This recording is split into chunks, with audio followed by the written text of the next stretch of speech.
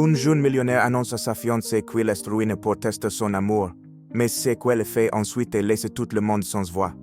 Alors que la lumière du crépuscule baignait leur appartement, un secret choquant éclata, bouleversant leur vie à jamais. Que feriez-vous face à une telle trahison? Restez jusqu'à la fin pour découvrir la vérité et les leçons profondes de cette histoire. Si elle vous touche, aimez la vidéo et abonnez-vous pour ne manquer aucune de nos prochaines histoires captivantes. Dans l'air frais du crépuscule lyonnais, la ville s'illuminait doucement, ses lumières se reflétant dans les eaux calmes de la Saône. Les quais bruissants d'une vie paisible. Mais dans l'appartement luxueux de Hugo Dufresne, le silence pesait lourd. Les grandes baies vitrées laissant entrer les dernières lueurs du jour, baignant la pièce d'un éclat d'or. Pourtant, cette chaleur n'atteignait pas Hugo. Assis sur une chaise en cuir sombre, il fixait le verre de vin rouge qu'il tenait entre ses doigts. Ses pensées tournaient en boucle. Depuis plusieurs jours, une seule question l'obsédait. Elodie l'aimait-elle pour ce qu'il était ou pour ce qu'il possédait? Elodie, sa fiancée depuis près d'un an, était installée non loin, sur le canapé crème qui trônait au centre du salon. Elle feuilletait distraitement un livre, un sourire de joie sur ses lèvres. De temps à autre, elle relevait la tête pour le regarder, intriguée par son air absent. « Hugo, tu es bien silencieux. Quelque chose ne va pas ?» demanda-t-elle, en posant son livre sur la table basse. Hugo inspira profondément. Le moment était venu. Il savait que ce qu'il allait dire risquait de tout briser, mais la peur de l'incertitude était plus forte. « Elodie, il faut qu'on parle, » murmura-t-il, la voix rauque. Elle fronqua légèrement les sourcils, surprise par son ton grave.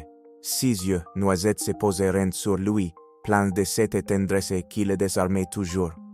Qu'est-ce qui se passe? Tu m'inquiètes. Il détourna le regard, incapable de soutenir le sien. Son cœur battait si fort qu'il avait l'impression qu'elle pouvait l'entendre. J'ai tout perdu, finit-il par dire, sa voix brisée. Un silence s'installa, comme suspendu dans l'air. Elodie cligna des yeux, cherchant à comprendre ce qu'elle venait d'entendre. Tout perdu? Comment ça, tout perdu? Demanda-t-elle, incrédule. Hugo se leva brusquement, faisant quelques pas dans la pièce. Il passait une main nerveuse dans ses cheveux bruns, hésitant à en dire davantage. L'entreprise, les investissements, tout est parti. Je suis ruiné, Elodie. Son aveu tomba comme une pierre dans un puits. Elodie resta figée, ses mains se crispant sur le bord du canapé. Ruine? Mais pourquoi tu ne m'as rien dit avant? Pourquoi maintenant? Sa voix tremblait, un mélange de confusion et de douleur. Hugo se tourna vers elle, les mains ouvertes, comme pour se justifier. Je ne savais pas comment te l'annoncer, j'avais honte. Et puis j'espérais que les choses s'arrangeraient avant qu'il ne soit trop tard. Elodie se leva à son tour, le regard plonge dans le sien. Trop tard pourquoi, Hugo? Je ne comprends pas. Tu crois que je suis avec toi pour ton argent, c'est ce cas? Hugo détourna les yeux, incapable de répondre. Si silence, cette hésitation était une pire qu'une confirmation. Les larmes monteront aux yeux d'Elodie, mais elle les retint avec une fierté farouche. Je ne peux pas croire que tu penses qu'à de moi, souffla-t-elle, sa voix brisée. Après tout ce qu'on a partagé, tu doutes encore de moi. Il voulut répondre, mais aucun mot ne franchit ses lèvres. Elle recula secouant la tête, comme si elle refusait de croire à cette scène. Tu veux savoir ce que je pense, Hugo? Si n'est pas ta prétendue faillite qui me blesse, c'est le fait que tu ne m'aies pas fait confiance, et que je ne suis pas sûr de pouvoir le pardonner. Sa voix s'étrangla sur ces derniers mots. Hugo fit un pas vers elle, tendant la main. Elodie, je t'aime. Je ne voulais pas te faire de mal, je te le jure, mais je ne voulais pas te perdre non plus. Elle recula d'un pas, ses bras se croisant sur sa poitrine comme pour se protéger. Tu ne voulais pas me perdre? Alors pourquoi ce test absurde? Tu ne vois pas que c'est exactement ce que tu es en train de faire. Hugo sentit son cœur se serrer. Elle avait raison. Tout ce qu'il avait tenté de préserver lui échappait à présent. J'ai besoin de réfléchir, dit-elle soudainement, d'un ton plus calme, mais toujours chargé de douleur. Je vais retourner chez mes parents. J'ai besoin de prendre du recul. Elodie, attends, ne parle pas comme ça. On peut en parler. On peut arranger cas, s'écria-t-il, sa voix suppliante. Elle s'arrêta, une main sur la poignée de la porte. Pendant une seconde, il crut qu'elle allait se retourner, qu'elle changerait d'avis, mais lorsqu'elle parla, sa voix était froide, presque détachée. Je t'aimais, Hugo, mais parfois l'amour ne suffit pas. La porte claqua doucement derrière elle et le silence retomba dans l'appartement. Hugo resta figé, incapable de bouger, son regard fixé sur la porte close. Une vague de désespoir s'empara de lui, et il se laissa tomber sur le canapé, les mains dans les cheveux. « Qu'ai-je fait » murmura-t-il, sa voix à peine, audible dans le vide. Dehors, les lumières de Lyon continuaient à brûler, indifférentes à son chagrin. Elodie a quitté Hugo et il restait seul, confronté à la gravité de son erreur.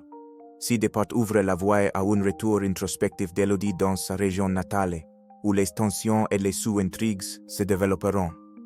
Le train s'arrêta doucement en gare de Saint-Rémy de Provence, laissant échapper un soufflet de vapeur. Elodie descendit sur le quai, serrant sa valise d'une main tremblante. Le parfum des cyprès et la chaleur du soleil provençal l'accueillirent comme une étreinte familière. Pourtant, cette fois, ce retour n'avait rien de paisible. Elle leva les yeux vers le clocher de l'église, visible au loin sans que l'or de souvenirs. Ici, tout semblait inchangé, les maisons aux volets pastel, les ruelles pavées, les volets qui claquaient doucement sous une brise tiède. Pourtant, en elle, tout était chamboule. Elodie, ma fille. La voix de Marie Lemoine, sa mère, la tira de ses pensées. Elle tourna la tête et aperçut ses parents qui l'attendaient, près de leur vieil Renault, le visage éclairé par un mélange de joie et d'inquiétude. Marie, toujours souriante malgré les rides qui marquaient ses années de travail, s'approcha pour l'enlacer. « Tu es enfin là, ça va ma chérie ?» Elodie hocha la tête sans trouver les mots. Pierre, son père, l'accueillit avec une tape chaleureuse sur l'épaule. « On est content que tu sois rentrée, Elodie. » À l'aise montée, on rentrait à la maison. Sur le chemin, les paysages familiers défileront devant elle. Des champs de lavande qui s'étendaient à perte de vue, des oliviers qui dansaient sous la brise légère. Pourtant, même la beauté de sa région natale ne parvenait pas à apaiser la tempête dans son cœur. En arrivant à la boulangerie familiale, un doux parfum de pain chaud l'enveloppa. Elle inspira profondément, se laissant emporter par cette odeur réconfortante. La boulangerie était modeste mais vivante, avec son carrelage ancien et ses étagères remplies de baguettes croustillantes et de viennoiseries dorées. Qu'était ici qu'elle avait grandi, apprenant à pétrir la pâte et à saluer les habitués avec un sourire.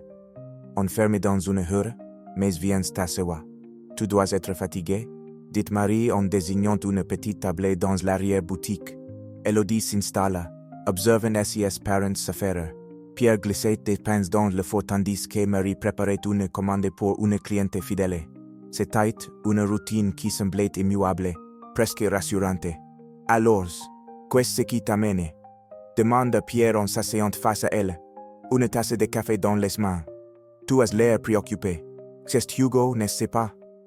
Le nom d'Hugo la fit tressaillir. Elle baissa les yeux, triturant l'ourlet de sa jupe. Il m'a décué, papa. Il ne m'a pas fait confiance. Et moi, je ne sais plus si je peux lui faire confiance et non plus. Marie s'assit à son tour, prenant les mains de sa fille entre les siennes. Parfois, les gens font des erreurs, ma chérie. Qu'à ne veut pas dire qu'ils ne t'aiment pas, mais c'est à toi de décider si tu veux leur pardonner. Elodie sentit une larme glisser sur sa joue. Il m'a menti, maman. Il m'a dit qu'il avait tout perdu, mais au fond de moi, je sens qu'il y a autre chose. Je ne sais pas quoi, mais je ne peux pas l'ignorer. Pierre soupira, échangeant un regard avec sa femme. Tu sais, Elodie, l'amour, ce n'est pas toujours simple. Ta mère et moi, on traverse des moments difficiles, mais on s'est toujours battus pour ce qui comptait vraiment. Elle releva la tête, cherchant du réconfort dans leurs paroles. Pourtant, son corps restait lourd. La seule chose qu'elle savait, c'était qu'elle avait besoin de temps, et ici, entourée de la simplicité de sa vie d'autrefois, elle espérait trouver des réponses. Le lendemain matin, Elodie accompagna ses parents au marché. Les rues étaient animées par des conversations joyeuses et le tintement des clochers des vélos, des étals colorés proposant des fruits juteux, des fromages odorants et des bouquets de fleurs fraîches. Elle se laissa emporter par l'atmosphère chaleureuse, saluant des visages familiers. C'était une parenthèse bienvenue dans le tumulte de ses pensées. Mais en revenant à la maison ce soir-là, elle trouva sa mère assise à la table de la cuisine, une expression soucieuse sur le visage. « Tout va bien, maman ?» demanda-t-elle, s'asseyant en face d'elle. Marie hocha la tête, mais son hésitation trahissait ses paroles. « On n'a pas voulu t'inquiéter, mais les affaires ne vont pas bien. La boulangerie, elle risquait de fermer si on ne trouve pas une solution. » Le cœur d'Élodie se serra. « Fermer? Mais pourquoi vous ne m'avez rien dit plus tôt ?» Pierre entra à ce moment-là, déposant une vieille classure sur la table. « On ne voulait pas te charger avec ça, ma fille, mais les temps sont durs. Les grandes surfaces, les boulangeries industrielles, elles nous étouffent. » Élodie resta silencieuse, serrant les poings. Cette boulangerie, c'était bien plus qu'un commerce. C'était un héritage, un symbole de la persévérance de ses parents. Elle ne pouvait pas rester les bras croisés. Ce soir-là, en rangeant de vieux papiers dans le grenier, elle tomba sur une boîte poussiéreuse. En l'ouvrant, elle découvrit des lettres jaunies par le temps. Elle est semblante, adressée à sa grand-mère, une écriture élégante couvrant les pages. Intriguée, elle commença à lire. « Ma chère Lucie, si j'avais eu le courage de te dire la vérité. » Ces mots l'accrocheront immédiatement. La lettre parlait d'un sacrifice, d'un amour interdit et de regrets profonds. Une phrase, en particulier, résonna en elle. L'amour vrai ne peut exister sans confiance, et le pardon est la seule clé pour guérir. Élodie reposa les lettres, son esprit en ébullition. Cette découverte la confrontait à ses propres dilemmes. Pouvait-elle pardonner à Hugo? Était-il possible de reconstruire ce qu'il avait brisé? Alors qu'elle éteignait la lumière pour rejoindre sa chambre, une pensée persistait. Elle devait faire face à ces questions. Et Hugo, lui, méritait peut-être une chance de s'expliquer. Élodie est à la croisée des chemins, tirée entre ses émotions et ses responsabilités familiales. La découverte des lettres ajoute une couche émotionnelle qui la poussait à envisager le pardon, mais ses doutes restent puissants. Qu'adviendra-t-il si elle découvre toute la vérité sur Hugo? Dans la lumière douce du matin, Élodie se tenait près du comptoir de la boulangerie, observant son père à l'œuvre. Pierre pétrissait la pâte avec la même précision qu'elle avait toujours admirée. Ses gestes étaient ceux d'un homme qui avait consacré sa vie à son métier, à sa famille et à ses lieux modestes mais précieux. « Tu es dans la lune, ma fille. » Lanka Pierre sans lever les yeux, un sourire dans la voix. Élodie sursauta légèrement, ramenée à la réalité. « Pardon, papa. Je réfléchissais. » Pierre releva la tête, essuyant ses mains sur son tablier. « À Hugo, je suppose ?» Elle détourna les yeux, mal à l'aise. « Pas seulement. À toutes, je crois. À vous, à la boulangerie, à ce qu'on va faire si les choses ne s'améliorent pas. » Pierre s'approcha, posant une main rassurante sur son épaule. « On trouvera une solution, Élodie. On a toujours trouvé une solution. Mais toi, tu dois savoir ce que tu veux vraiment. » Elle hocha la tête, mais au fond d'elle, le doute restait. Depuis qu'elle avait lu ces lettres dans le grenier, un écho persistait dans son esprit. L'amour vrai ne peut exister sans confiance. Si ils mots tournaient en boucle, lui rappelant ce qu'elle avait perdu avec Hugo. À Lyon, Hugo errait dans son appartement désert, le silence pesant sur ses épaules, les rideaux, à moitié taillés, laissant entrer une lumière grise qui rendait l'endroit presque irréel. Il attrapa son téléphone sur la table basse, hésitant. Depuis qu'Élodie était partie, il s'était plongé dans une solitude qu'il avait lui-même provoquée. Il appela Antoine, son ami de toujours, à court d'idées. « Hugo, tu as une voix de déter. » Lanka Antoine après avoir décroché. « Tu veux en parler ?» Hugo soupira. « Je crois que j'ai tout gâché, Antoine. Elle est partie, et je ne sais même pas si elle me pardonnera un jour. » Antoine resta silencieux un instant, puis répondit avec un calme réfléchi. « Tu ne peux pas juste espérer qu'elle revienne. Tu dois faire quelque chose. Montre-lui que tu es prêt à changer, à repérer ce que tu as cassé. » Hugo serra le téléphone et place forte.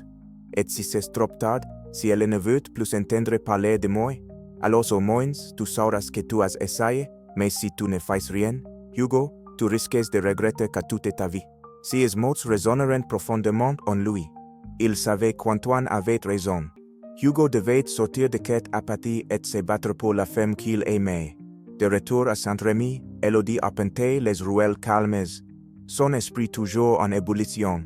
Elle avait besoin d'air, de distance, mais auquel haïl les souvenirs de Hugo la suivaient comme une ombre. Chaque coin du village semblait murmurer des échos de leur histoire. En passant devant une banque sous un grand platane, elle s'arrêta. C'était laquelle s'était assise avec Hugo lors de leur première visite dans le village. Elle pouvait presque entendre son rire, sentir sa main dans la sienne. « Arrêtez, Élodie, murmura-t-elle pour elle-même, chassant ses pensées. Mais alors qu'elle reprenait son chemin, elle croisa une figure familière. Madame Arnaud, la voisine âgée de Espérance, l'interpella avec son habituelle chaleur. « Élodie, quelle surprise de te voir ici. Alors, tu es de retour ?» Élodie sourit timidement. « Oui, juste pour quelques jours. Comment allez-vous, Madame Arnaud ?» La vieille femme la regarda avec une curiosité bienveillante. « Je vais bien. Mais toi, ma chère, tu sembles préoccupée. Tout va bien ?» Élodie hésita. Devait-elle parler?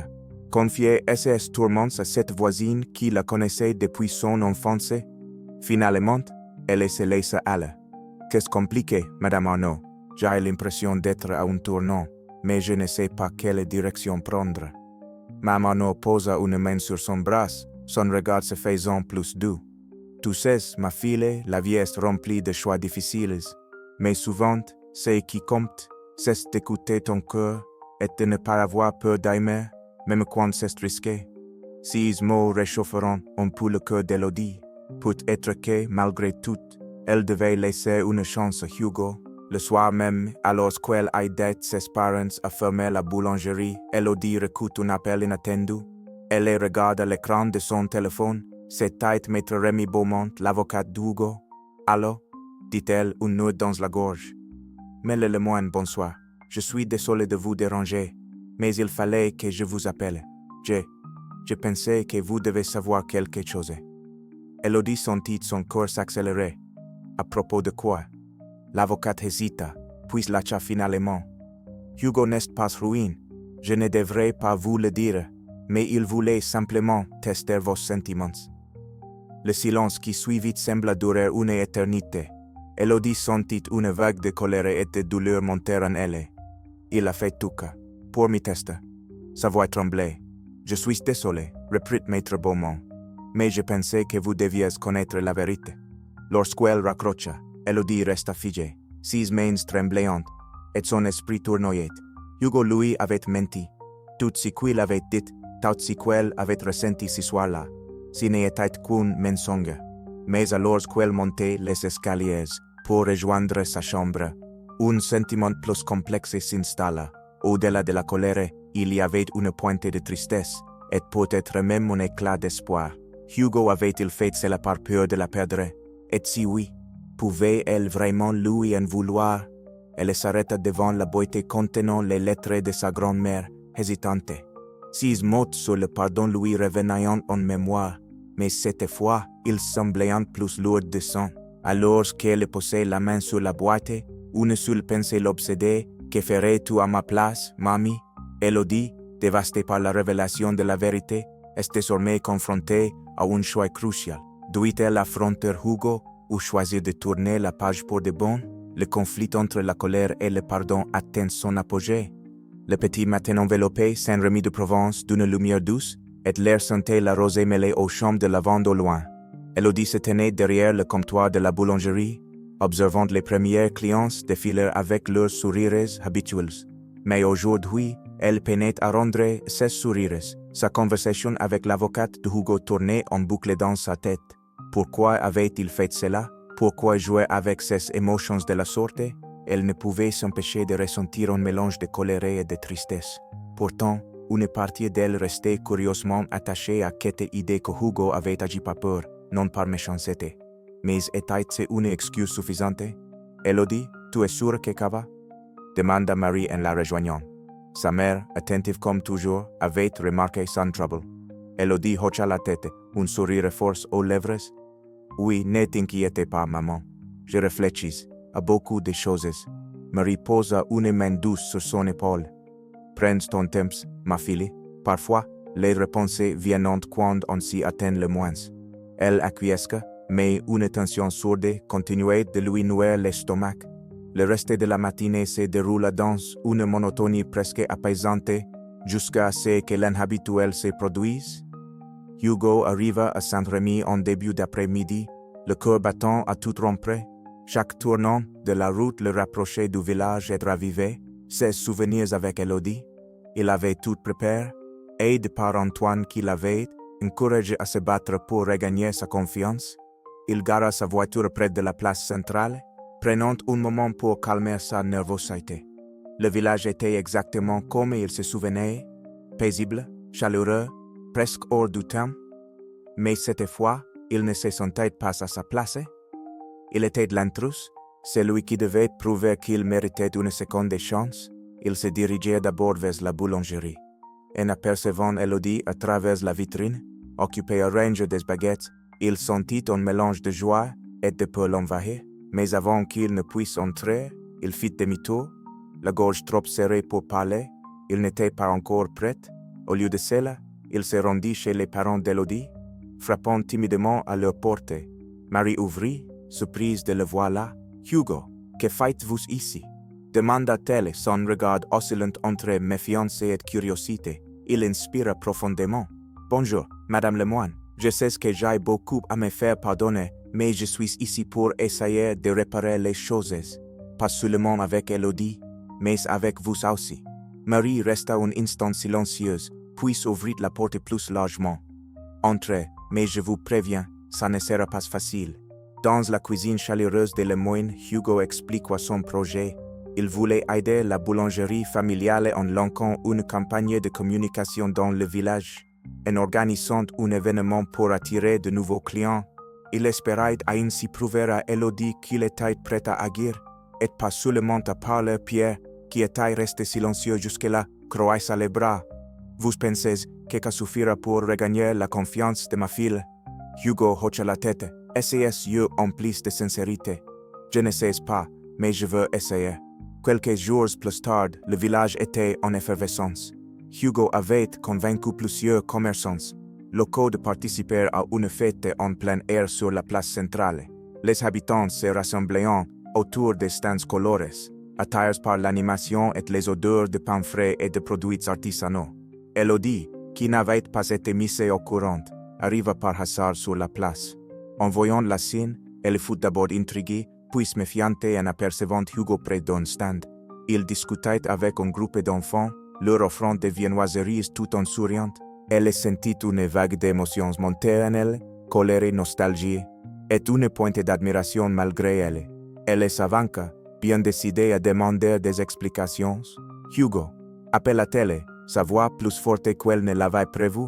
Il se retourna, surpris, et la fixa un instant avant de s'approcher, nerveux. Elodie, je suis content que tu sois là. Elle croisa les bras, le regard dur.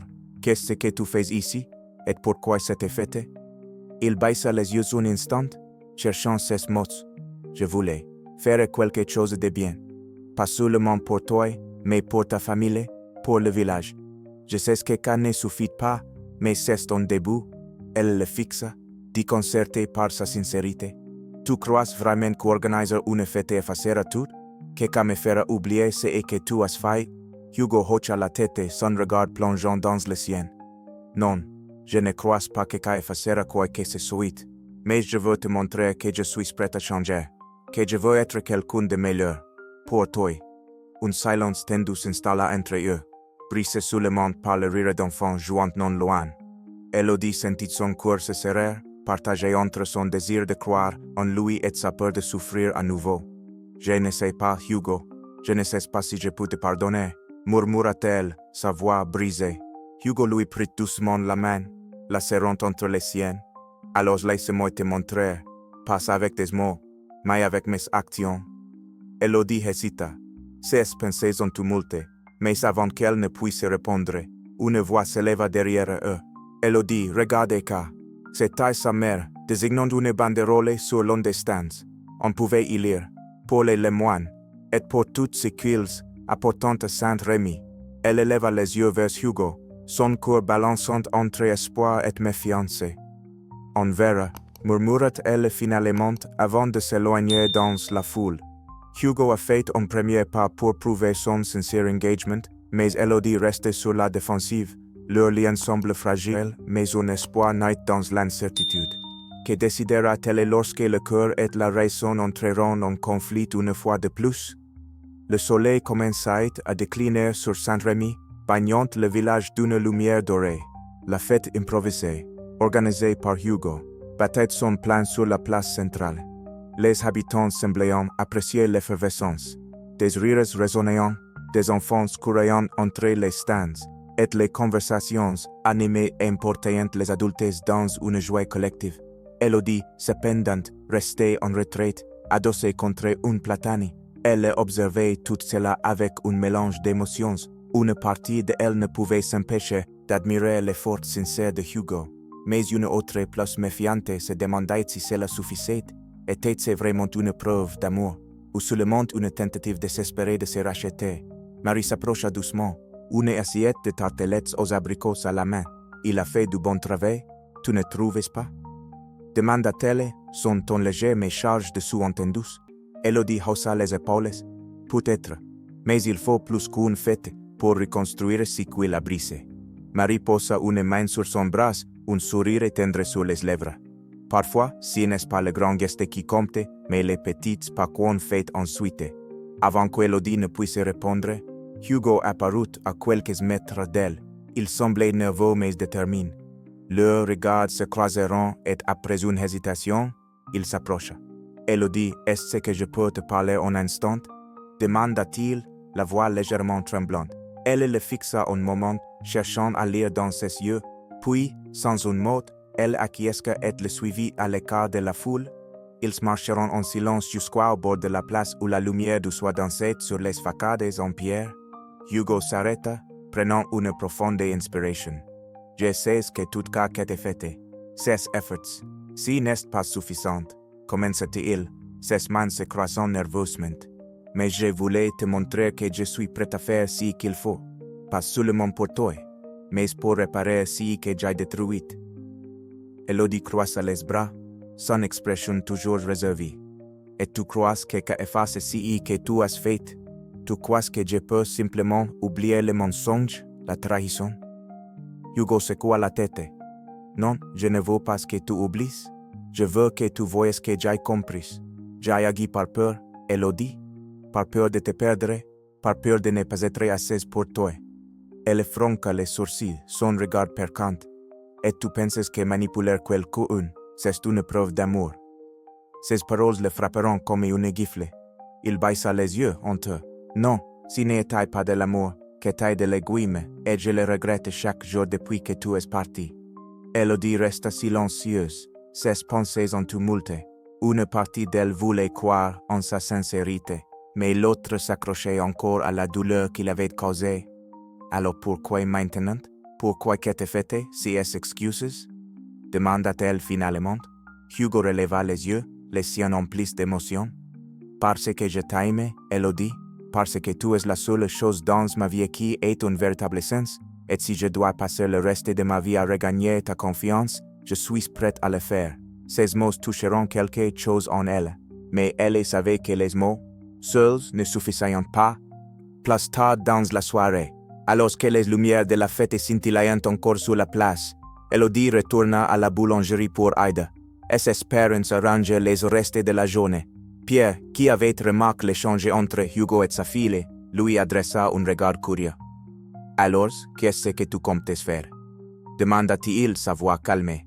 Elodie haussa les épaules. « Je ne sais pas, papa. » Il semblait sincère, mais c'est ce qui suffit. Pierre déposa une caisse de viennoiserie sur le comptoir avant de s'asseoir. « Tu sais, ta mère et moi, on n'a pas toujours eu un chemin facile. Il y a eu des erreurs, des malentendus, mais ce qui nous a permis de tenir, c'est le choix qu'on a fait. celui de ne pas laisser l'erreur définir notre histoire.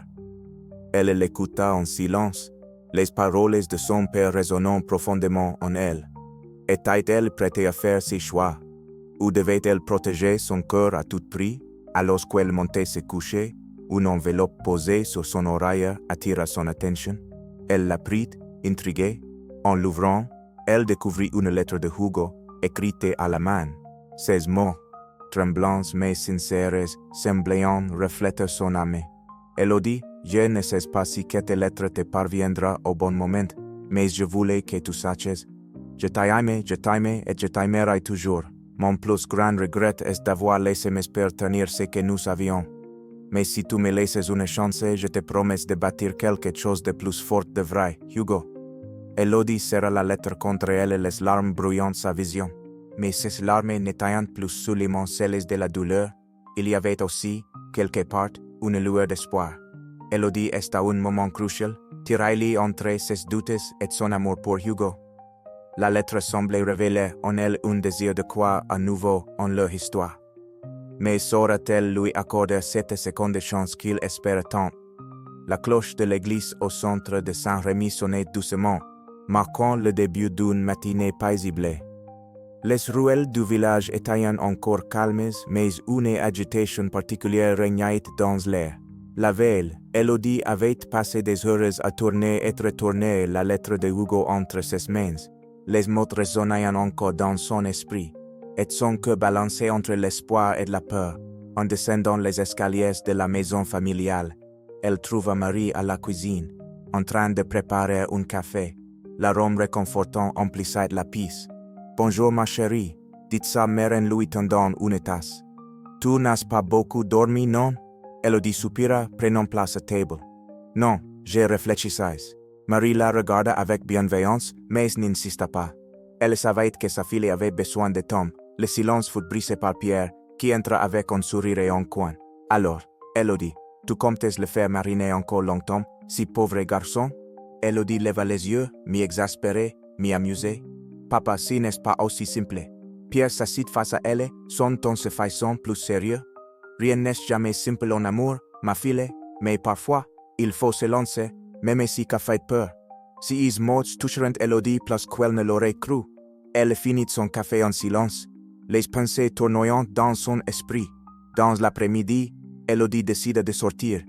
Elle avait besoin d'air et de réponses, et seule une confrontation avec Hugo pourrait les lui donner. Elle savait où le trouver. Il travaillait avec d'autres villageois à démonter les stands de la fête, son initiative ayant laissé une impression durable. Quand elle arriva sur la place, son regard le trouva immédiatement. Hugo était penché sur une table, discutant avec un commerçant local.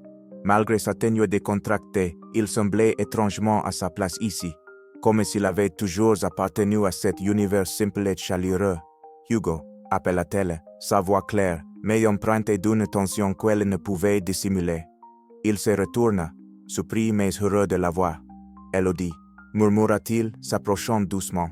« Je ne pensais pas que tu viendrais. » Elle inspira profondément, cherchant ses mots. « On doit parler. » Il hocha la tête, laissant tout tomber pour se concentrer sur elle. Ensemble, ils s'éloigneront de la place animée, marchant jusqu'à un sentier bordé d'oliviers. Là, dans le calme apaisant de la campagne provençale, Elodie se tourna enfin vers lui. « Hugo, je ne vais pas te mentir. Je suis encore en colère et j'ai encore du mal à te faire confiance. » Commença-t-elle, sa voix tremblante légèrement. « Mais en même temps, je vois que tu essayes, et je veux savoir si c'est sincère. » Il plongeait son regard dans le sien, ses yeux remplis de cette sincérité qu'elle avait cherchée. « Elodie, je t'aime. Rien de ce que je fais n'a de sens sans toi. Et je sais que je t'ai blessé, que je t'ai trahi. Mais je suis prête à tout pour te montrer que je peux être meilleur. » Elle resta silencieuse un moment, les émotions déferlant en elle comme une vague. Puis elle prit une profonde inspiration. « Alors prouve-le, » dit-elle finalement, sa voix douce mais ferme. Pas avec des grandes actions ou des fêtes, mais en étant là, en étant honnête, en reconstruisant ce que tu as brisé. Hugo hocha la tête, une lueur d'espoir illuminant son visage. « Je le ferai, Elodie. Chaque jour, je te le promets. » Dans les semaines qui suiviront, Hugo tint parole. Il s'investit non seulement dans la vie du village mais aussi dans la boulangerie familiale et dans à la moderniser tout en respectant ses traditions. Il passait ses journées à travailler aux côtés de Pierre, apprenant l'art de la boulangerie et gagnant peu à peu le respect des habitants. Elodie, de son côté, observait ses efforts avec prudence mais aussi une admiration grandissante. Hugo semblait vraiment changer, non par obligation, mais parce qu'il voulait être à la hauteur.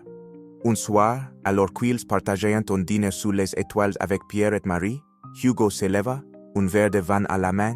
« Je voudrais dire quelque chose » commença-t-il, sa voix emplie d'émotion. « Merci à vous tous de m'avoir donné une seconde chance. » Et Elodie, « Merci de me laisser prouver que je peux être l'homme que tu mérites. » Elodie sentit son cœur se serrer, mais cette fois, ce n'était pas de douleur.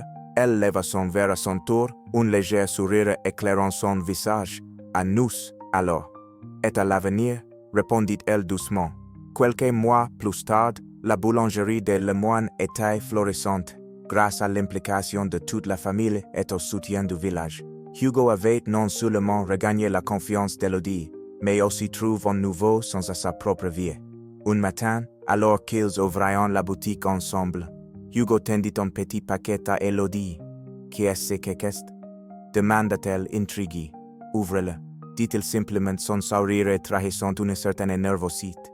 Elle défit le ruban et découvrit à l'intérieur un collier en argent, orné d'un pendentif en forme de grain de blé. « C'est pour toi, pour symboliser tout ce que tu m'as appris, la patience, la croissance, et le fait que l'amour peut renaître, même après les tempêtes. » Elodie sentit les larmes monter, mais cette fois, elle était en pleine de gratitude et de bonheur. « Merci, Hugo. » Elle se pencha pour l'embrasser, leur avenir à présent clair et rempli de promesses. Tandis qu'Elodie et Hugo bâtissant leur nouvelle vie ensemble, une lettre mystérieuse arrive à la boulangerie, adressée à Pierre et Marie, évoquant un ancien secret familial. Une nouvelle intrigue se dessine, mais cette fois, ils l'affronteront ensemble. L'histoire d'Hugo et Elodie nous rappelle que l'amour véritable n'est pas parfait, mais qu'il repose sur des bases solides, la confiance, le pardon et la volonté de réparer ce qui a été brisé. Hugo a dû faire face à ces erreurs éprouvées, non par des mots, mais par des actions sincères, qu'il méritait une seconde chance. Elodie, quant à elle, a appris que pardonner ne signifie pas oublier, mais choisir de croire à nouveau en quelqu'un. Ensemble, ils ont surmonté leurs doutes, leurs peurs et leurs différences pour bâtir une relation plus forte, ancrée dans l'honnêteté et le respect. Et vous, que feriez-vous si vous étiez à la place d'Elodie? Auriez-vous accordé cette seconde chance ou auriez-vous choisi de passer à autre chose? Partagez vos réflexions dans les commentaires. Vos opinions comptent et enrichissent nos discussions.